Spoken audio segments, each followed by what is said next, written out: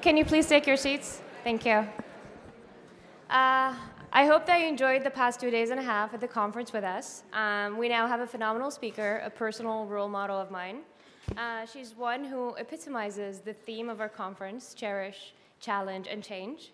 Reem Asaad cherishes having a balance between leading a traditional and contemporary life. She challenges some of the inadequate systems and laws that are in place, and she changes those by taking action through launching campaigns with a mission of justice and fairness. Ms. Reem is most known for the Women's Apparel Campaign, or shall I say, as most of you know it, the lingerie campaign. Reem campaigned for women to work in lingerie stores in Saudi Arabia and created 44,000 jobs for Saudi women. The second phase of the law was set to create 30,000 jobs. Ms. Reem has a background in finance, where she works in mutual funds and capital markets for over 12 years. She has a passion for long-term investing, women economic empowerment, and entrepreneurship. She's a multifaceted individual with many talents ranging from investment advisory, writing, public speaking, and activism.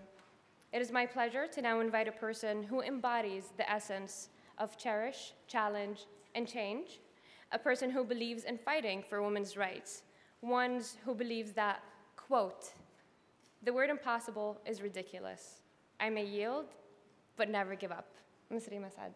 Thank you.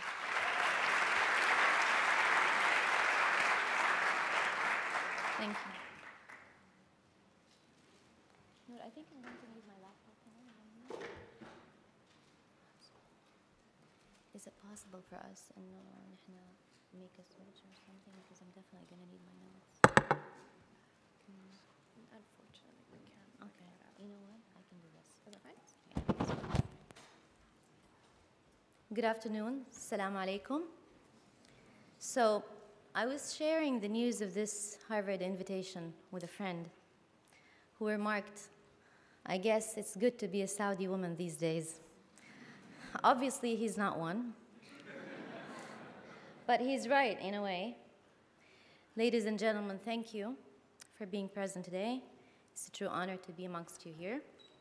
I thank the Harvard Arab Weekend team for taking interest in our region, our people, their stories, their contributions, and their experiences, and for inviting me to share my story and my experience with you today.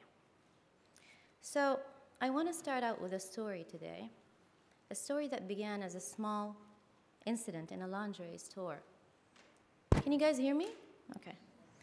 And snowballed into the women's employment most important, Saudi women's employment most important campaign in recent times.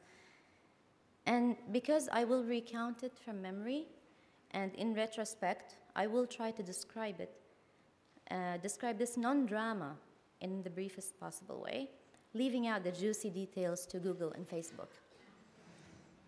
Okay. So, this is a real story. Amal, whose name means hope in English, in Arabic, is a 25-year-old married mother of one girl. 1 year ago, she joined the workforce for the first time in her life. She took a job as a saleswoman in a clothing store. I interviewed her personally just about 2-3 weeks ago to check out her experience after versus before work. Amal decided to work because her husband could not afford to provide sufficient income for their family, including rent, children's education, health care coverage, and so on.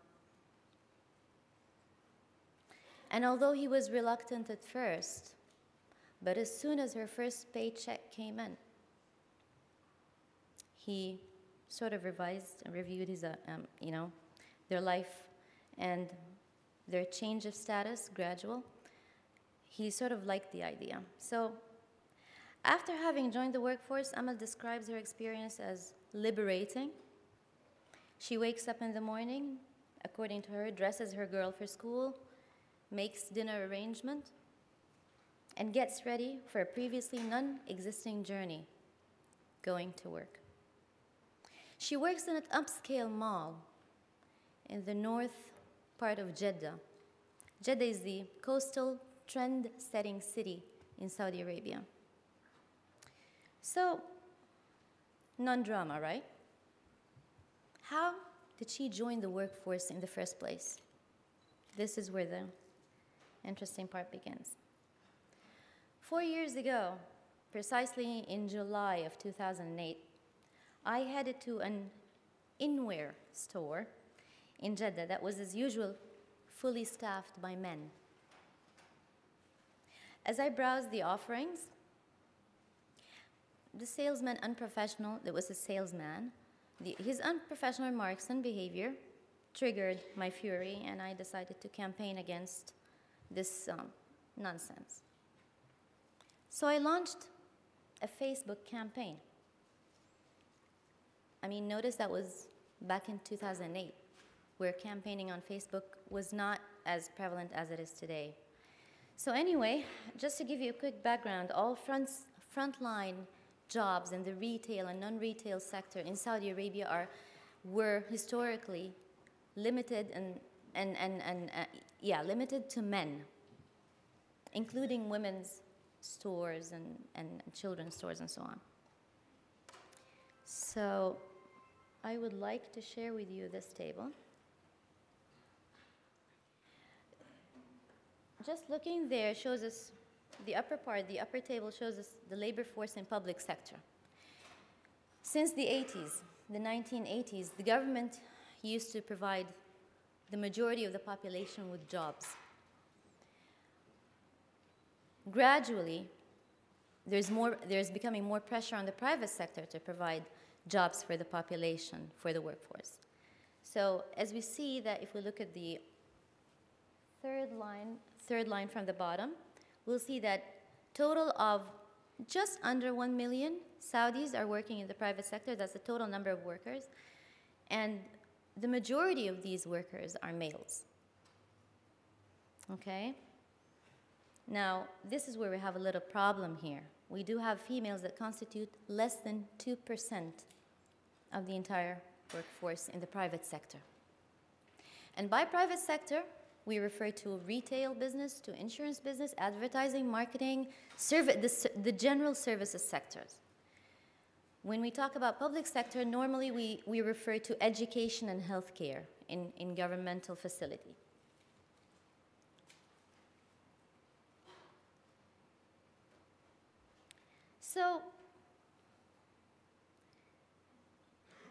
So as simple and trivial as this campaign may seem, or it did actually sound at first to many, it exposed a multitude of underlying issues for women in the country.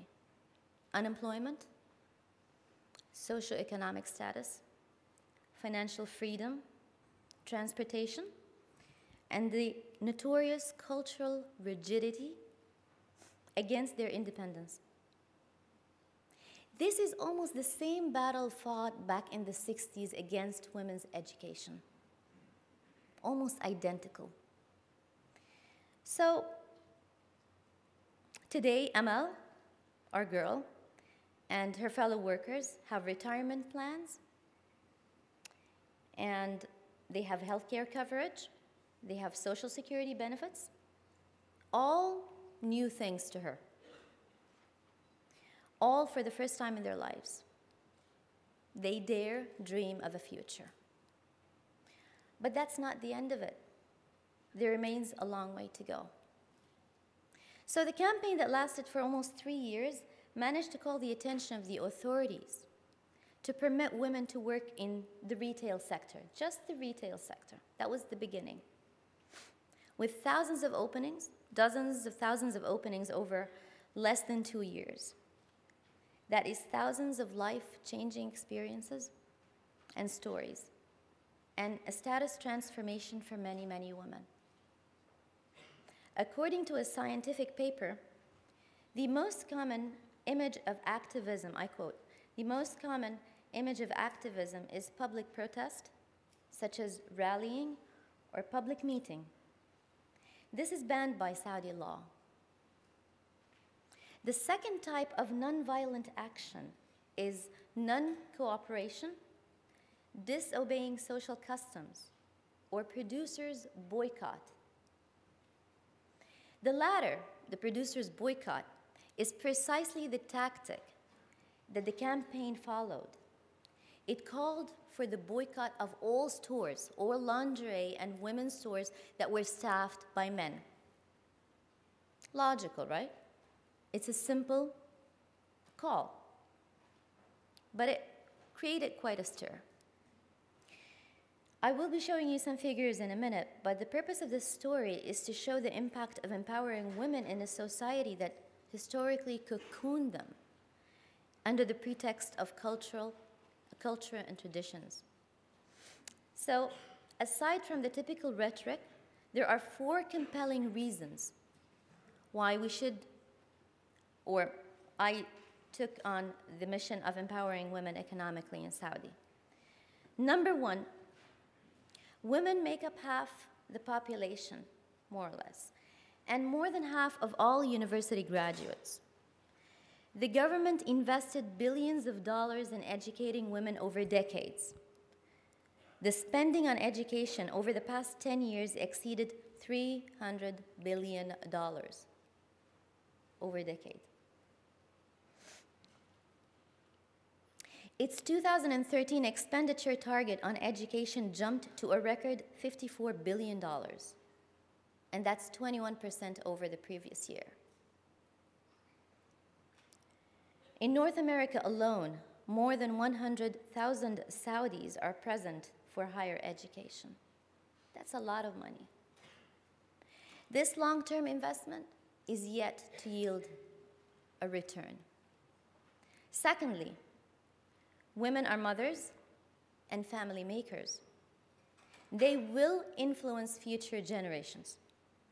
The family and parental inspiration is the building block of societal ideology, and with empowered women, the future generations stand a better chance of succeeding. That's a fact. Third, Saudi women have significant purchasing power. Experts confirm that their bank deposits exceed $20 billion, and we don't have exact confirmed figures, but we're talking roughly. In addition, they individually and collectively own land and property worth even more billions. Their economic power, but not influence, is substantial. Finally, and most importantly, the sole income provider economic model, this household economic model, no longer stands. It's no longer sustainable, at least. And I will get to this point in more detail in a minute. So in short, we live an era of empowerment on many levels. We cannot afford to forego this opportunity. That's the bottom line. So please allow me to share with you some economic facts and figures. Okay. So a little bit about our population. As you can see, the Saudi society is among the fastest growing societies of the world. The population approximately doubled during the last 2 decades, rising from 15.2 million in 1990 to over 28 million in 2011. The annual growth rate of the population during the period, the 5-year period from 1990 to 1995, was 2.7%, higher than those of the average Arab countries, developing countries, the OECD, of course, and the average of the world. So in terms of population growth, it's growing fast. What about the retail industry? Why did it make an impact? So the size of the retail sector is about 2.8% of the entire GDP. That's less than 3% of the entire GDP. Some experts estimate that it's around 16 to 17 billion dollars in size. The total labor force in the private sector is 7.8 million people. The total workers in the retail sector is about 1.5 million, mostly male. That is 1.47 million males, as opposing to 28,000 females, but that was before the campaign, and that was before 2011. So the percentage of the females in the sector was 1.9%. So besides the gender justice, why are we keen on women joining the workforce? In order to make a compelling argument, one needs to look at the progress timeline, and allow me to read you to flash back and give you a snapshot of what it was like for Saudi women over the past decades. So here are the quick little snapshots. So the first private girls' school in Saudi was opened in the late 60s, okay? That was the first that was the late 50s, excuse me. The first private one was opened, the first public one was opened in 1962. And that was against the liking of many, of the entire society approximately. So today, some of our women have stretched their capabilities into every domain. I myself sometimes couldn't believe it. Besides the traditional education and medicine, we have female computer engineers, aviation, nuclear physicists, architecture, fitness and sports, media, and more. On the work and employment front, it was in 2005 onward, that women truly received some hope for change, or brought home for change, hope for change. And on the private enterprise front in 2011, a startup called Glow Work specializes in large-scale women recruitment was established. And just a couple of months ago, it received its A-round investments of around $4 million. This is a good sign of developing female-oriented entrepreneurial ecosystem in the country. In February 2013, women became members of the Advisory Council, i.e. the Parliament, for the first time in history. So that's quite a long shot, but over an extensive period of time. So what do we really make of all this? First, the Saudi socioeconomic structure is still based on the one income provider per family, which is usually the male, the father, the brother, the son. In my opinion, this model is no longer sustainable for the middle class income family at the current cost of living and for people's future aspirations. Essentially, women in the workforce became an economic necessity that is more critical than social or political arguments. And this is a little chart. Can you bring it up, please? Of the CPI. This is for people who'd like to see how things are getting expensive back home. Maybe not crazy expensive, but the average inflation rate is somewhere between 5 and 6% according to official figures. The country needs a critical mass of women leaders who are highly educated, empowered, and charismatic. But the country also needs a majority of believing men and women. The critical mass cannot forcefully lead a population of ideologically and fundamentally resistant people, or majority. Finally, another point is that a large number of women choose family and dependent living over career and financial independence. And that's their choice. All we can do is educate, empower, enlighten.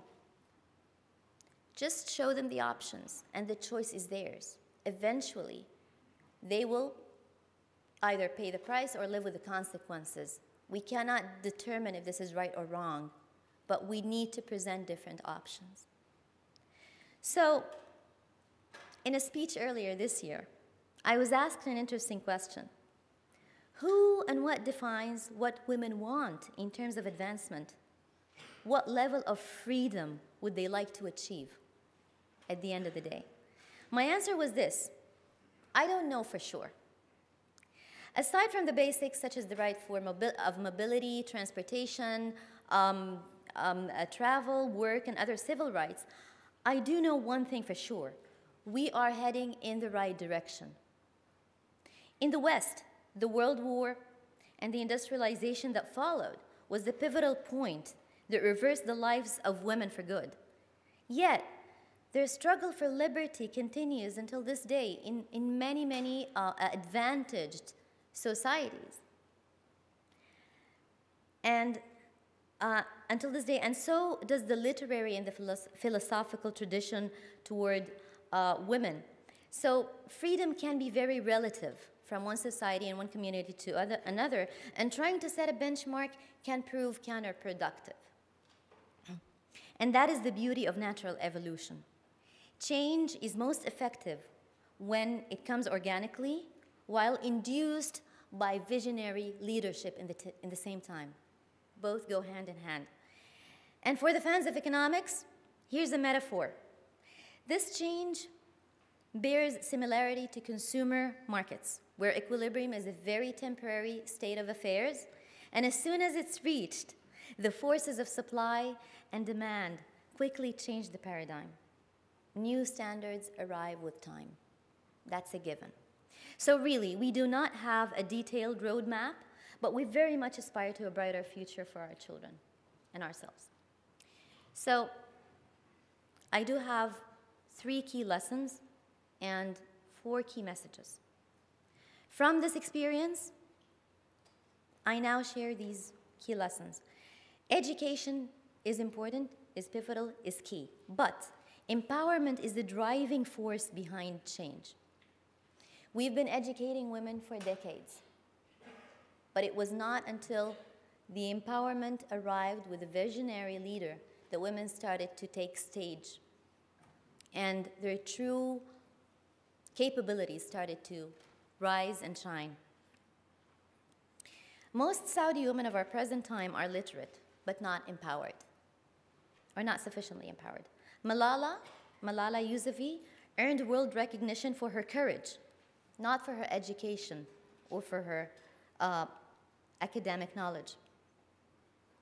Yet the advancement on a wide scale requires believing leadership, and King Abdullah, the Saudi monarch, is undeniably the driving force behind empowerment of Saudi women since 2005, which, by the way, coincided with the advances in communication technology in the country. Third, a critical mass of women leaders who are highly educated and empowered is needed. However, like I said, they cannot drag along a population of ideologically resistant majority. It's hard.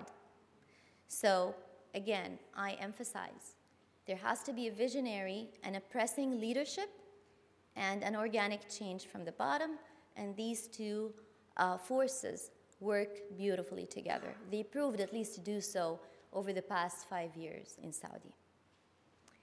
So, I have 4 messages today. The first message is to our policymakers. Cultural impediments can be overridden with awareness and some firm action. Women issues cannot be determined entirely by the society. There has to be some firm action. My second message is to investors and business owners. Over the past few years, you earned credit by trusting and employing Saudi women. Keep doing that. It will yield a high return. My third message is to women. You girls are great. You bring much integrity, faith, and hope to this world. Do not be afraid or discouraged to break some barriers. This is where it pays off. And finally, my message is to men. Chill. We're not taking over. We're just filling spots that have been vacant for too long. Together, we win. So, ladies and gentlemen, I thank our mothers and grandmothers for their struggle in the walks of life. I'm eternally indebted to my own parents who are behind what I am today. My respect to every father who wakes up each morning to drive his girl or sister to school. or wife to work. To every parent who fought for their daughter's education and spared no time or dime to make her a stronger woman. I am sure that parents who did not live to reap the fruits of their efforts are now resting in peace and peacefully. And most importantly, thank you, King Abdullah, our courageous leader. Thank you for putting your faith in us. We will prove you right. Dear audience, life is not fair. It never was and never will be. In Islam, we believe that life is not the end journey, and perhaps this is why some of us surrender passively to destinies. However, we cannot use this excuse to give up on reform and helping the underprivileged and the deserving. Give up is not an option. Thank you.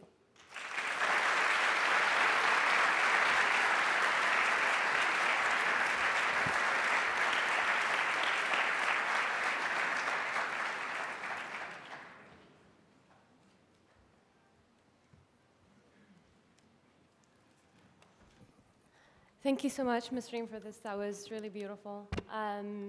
So we'll open it up to questions. So first of all, we'll go through Pigeonhole, and we'll take a couple questions there, and then we'll move on to the live audience through those two mics over here.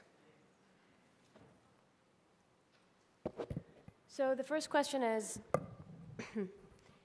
in your opinion, what role does the education system play in maintaining the current perspectives towards women, and how should the education system change these perspectives? I think a number of people in the audience can have even better answers than myself to this question. Education, like I said, is key. Education is knowledge, is light, is enlightenment. However, the Saudi female population has been receiving good education since the 60s. I mean, we have female doctors who've been, we have some here, those from the 60s and 70s, and those who are modern doctors today. And we see different models, different behaviors, different attitudes toward life. We see the ultra-conservatives and the very modern, those with very modern approach to life. The key here is that education alone cannot roll the wheel long enough. We do need empowerment. Like I gave an example of Malala. Malala was empowered somehow, by coincidence, by some kind of adversity. But at the end of the day, it was empowerment that showed the world the courage of a young girl and what her influence can do. And not only that, we have thousands and thousands of women and success stories. Women who have been barely educated or barely literate, but they drove their children to success. So yes, the answer is education is key, but I think empowerment is equally important. Thank you. Are we taking the second question?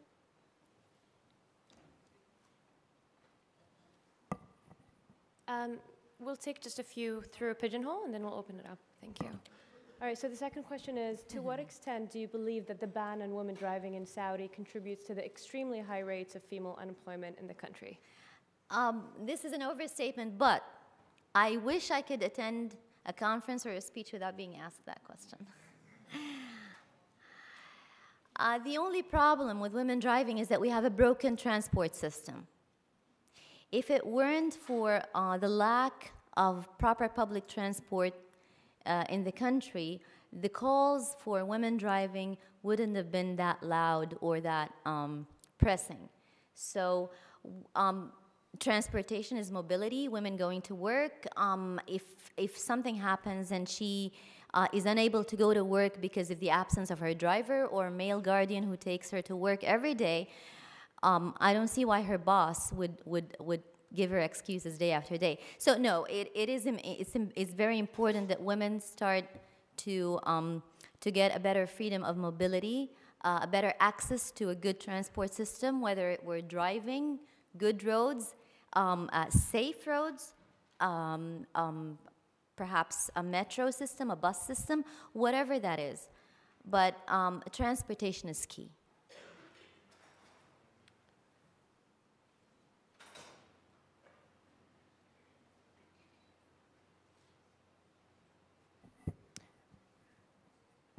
Okay, and the third question is, would you be willing to champion the cause of foreign workers in Saudi, many who find their basic human rights violated under the kafala laws? Hey, I'm not the Minister of Labor here. I'm just a little girl with a loud voice. I wrote an article back in 2010 entitled Victory Over the Disadvantaged. I was calling for more justice toward domestic labor back home. And I brought about a few issues and a few facts.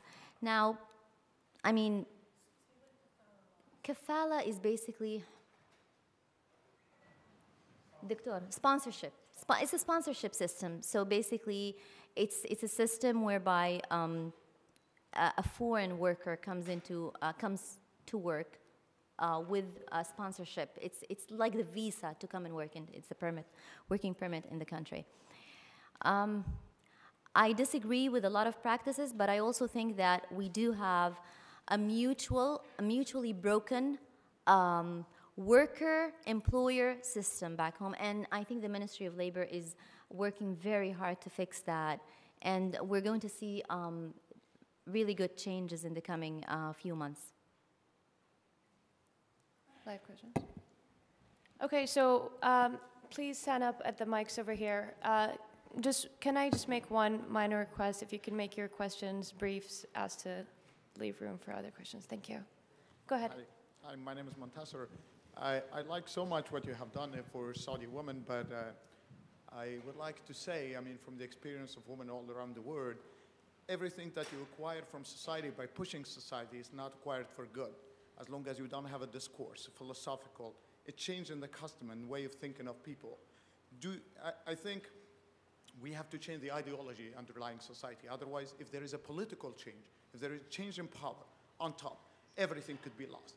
Because you're forcing society without men accepting that. They will be sleeping. The giant will be sleeping for long until there's a political change and women could lose everything. Thank you. Thank you. That's dramatic. Okay. In the beginning, maybe I was introduced as an economic activist. I'm not a political activist. I'm not a civil rights activist. Basically, my personal conviction is that it has to start through economic enabling, if I may. When you're financially independent, you start thinking about philosophy, not the other way around. So I think I started somewhere.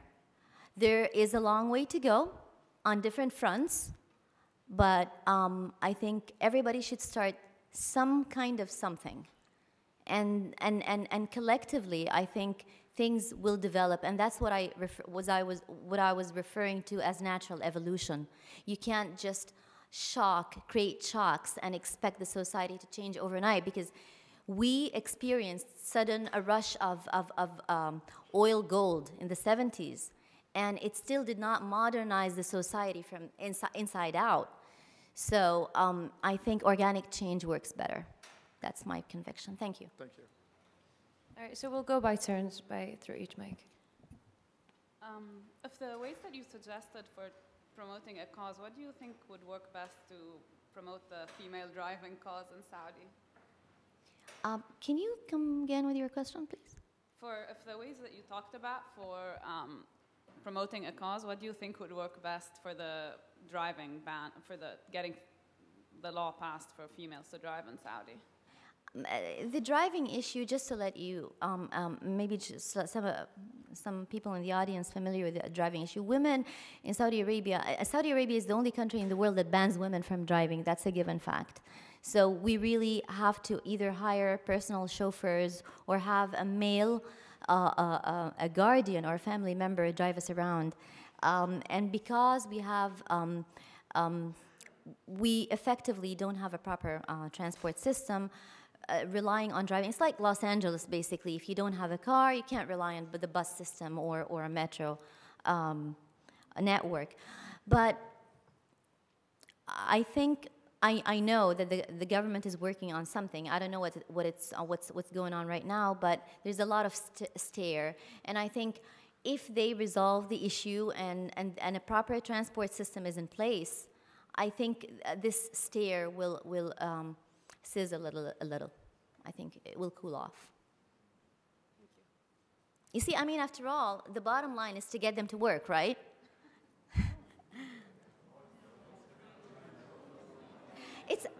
You and I know it's beyond that, but I'm talking first things first. Ms. Asaad, thank you for that insightful speech.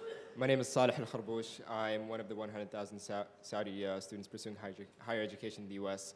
A few years ago, I read a statistic that said Saudi female investors were forced to invest over 100 billion Saudi riyal, which is We're forced?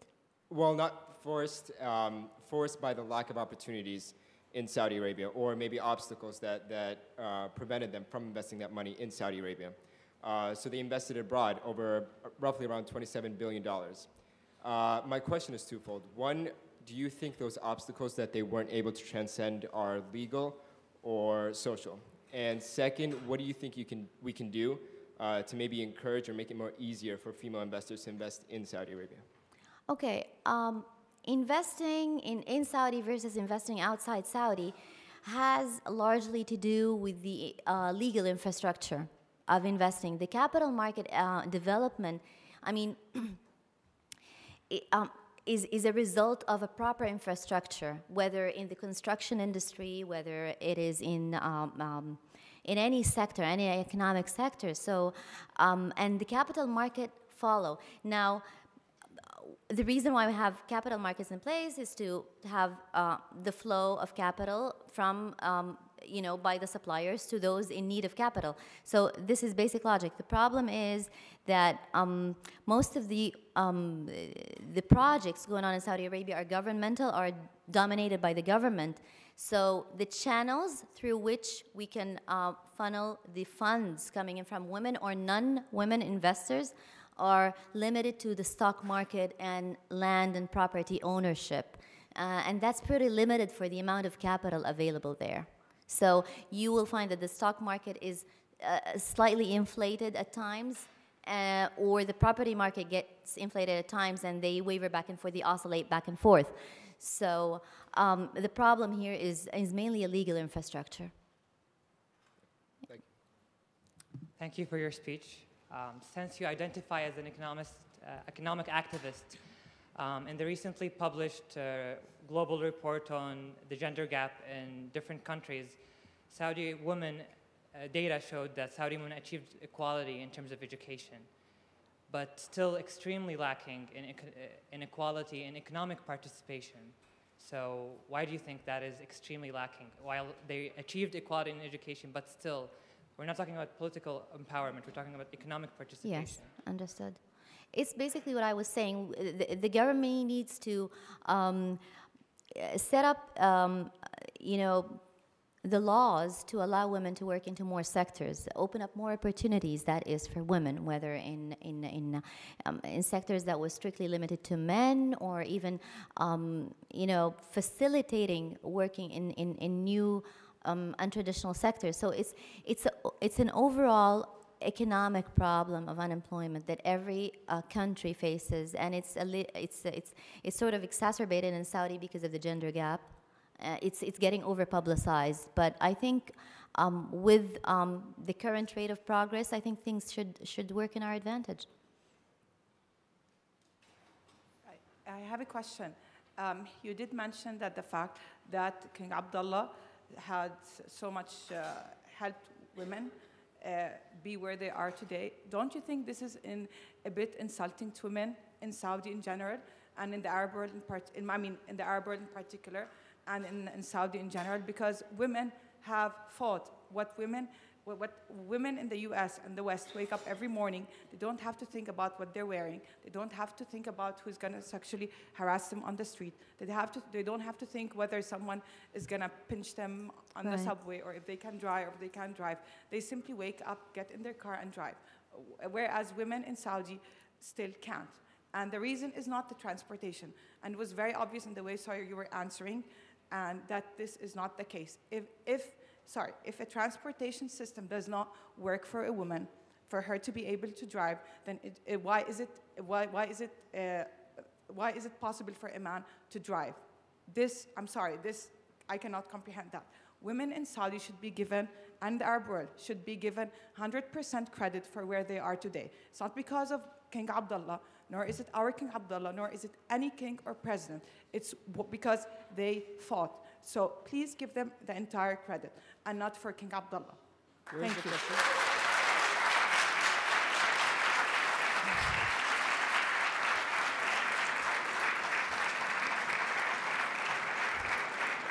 Hey, fair enough. I'm a woman, so what the heck? Thank you. But I have to give credit where it's due. I know it takes two to tango, right?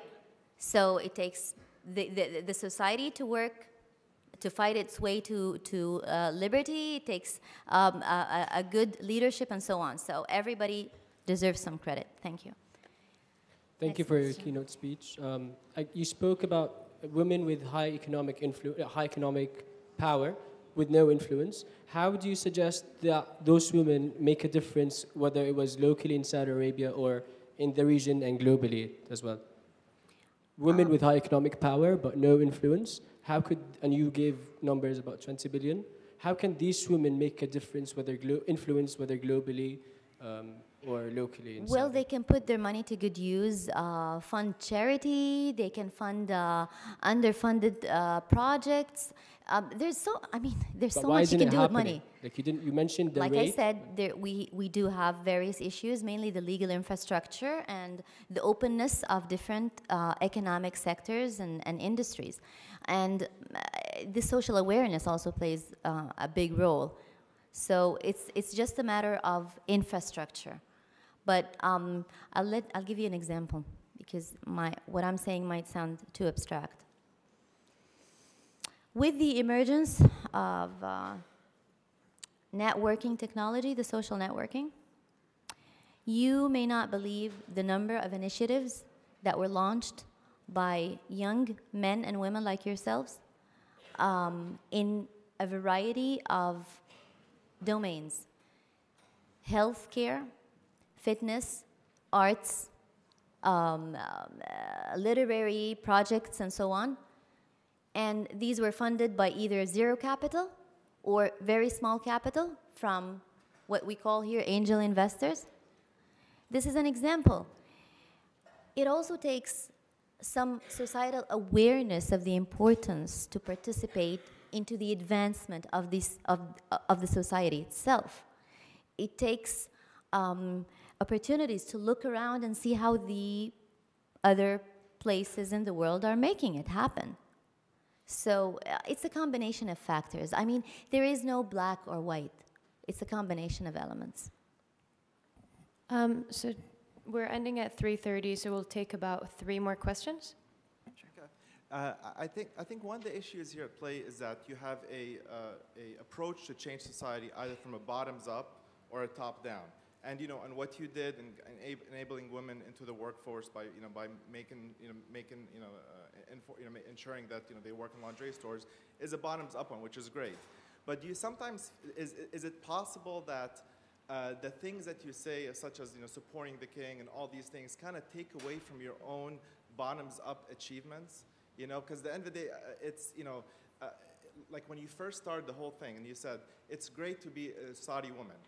It's kind of the equivalent of a black man in the 50s saying it's great to be a black man just because someone, Martin Luther King, was coming up in the future. It's not great to be a Saudi woman. It's maybe we're like 30, 40 years away from being great to be a Saudi woman, but we're still in the very infancy of it. And do you feel like sometimes, kind of like supporting the king, supporting the system, and not going against it kind of takes away from your efforts? Okay. You just said something that is, in my opinion, similar to what the lady right here said, who gave credit to women. What most people, and dangerously, what the media is doing, they're trying to benchmark. This is wrong. We could set certain benchmarks, possibly, but trying to take the American society as a benchmark and set as a standard of living and set the freedom goals it does not work that way. You never lived probably in Saudi. You don't know the level of cultural tradition and rigidity over there. I'm not saying it's all bad, but this is just the way it is. And if the government is to impose reform and develop some new laws in favor of progress, they need to make sure that these new reforms will also match what the people want, or at least I mean, you cannot drag and force the people in certain direction. You need to totally educate agree with them. you, but I apologize if So my, I'm sure you got the point. I apologize if what you took away from my comparison with African Americans in the 50s to here as a benchmark. What I meant to say is that by having an abstract goal, a benchmark is really, the goal of it is to have a goal, to have an objective. You seem to have an abstract kind of progress. Like, what does progress mean? Like, you have to have a goal of something, and if there's no goal, then how are you going to get somewhere? If Small goals, one goal at a time. So what is the goal? Small goals. In this campaign, we decided to staff these stores with women. So we created over 40,000 jobs. That's a goal. But I you didn't took know away it would. 40,000 jobs from men. No, pardon me? You took at the end of the day from no, wait, stop. I am pro-women more than anyone who's saying Excuse that. me, But can we move on to the 40,000 next question, please? 40,000 jobs were taken away from men, replaced. So economically speaking, GDP-wise, there was social advancement. I'm but happy not to show you economic numbers after we're finished here, just for the sake of time, but I get your point. Thank you so much. Thanks. Next question, please. Thank you. Thank you for your speech. Can you hear me? Thank you for your speech. I actually lived in Saudi Arabia my whole life, and I'm very familiar with the cultural and social rigidity. My question to you is, I understand that the economic empowerment of women is very important. However, given that there's culture and social rigidity, what steps can the government, the royal family, and society can take towards empowering women socially, economically, familially, every aspect possible, not only economically? By setting up the right laws in favor of women's independence, some economic independence, some better labor laws reform. The telecom industry has made some strides over the past decade. Now we do have broadband internet access that really puts some other countries to shame. And by virtue of that, I was able to connect with the rest of the world, to start comparing. I mean, some people are now receiving proper education online and so on. So it's a long run thing, but it's happening. Could I ask a follow-up question? Okay. I'm sorry, just in the interest of time, there are other people waiting. We'll just take one last question. Okay, I'm going to try to combine two thoughts. One, in other countries, sometimes when women are limited, there are network types of companies where women are selling to each other. And I was wondering if that is supported and happening actually in Saudi Arabia, one. And the last broader question is, if you had one piece of advice that you would give to women and girls around the world, what would it be and why? Yes, we do. The answer to the first question is that we do have some societies that empower new projects and microfinancing that are supported and funded by the government. And there are some individual private sector initiatives and so on. I don't have those names, but they're publicly listed over the internet. You can definitely look it up. My advice, just keep going. I mean, balancing, I think one of the key challenges that women face around the world is balancing parental roles and duties and having some kind of financial liberty. And it's a tough thing it's very hard to strike a perfect balance. I mean, there is no perfect balance, but we try our best, and that's evolution.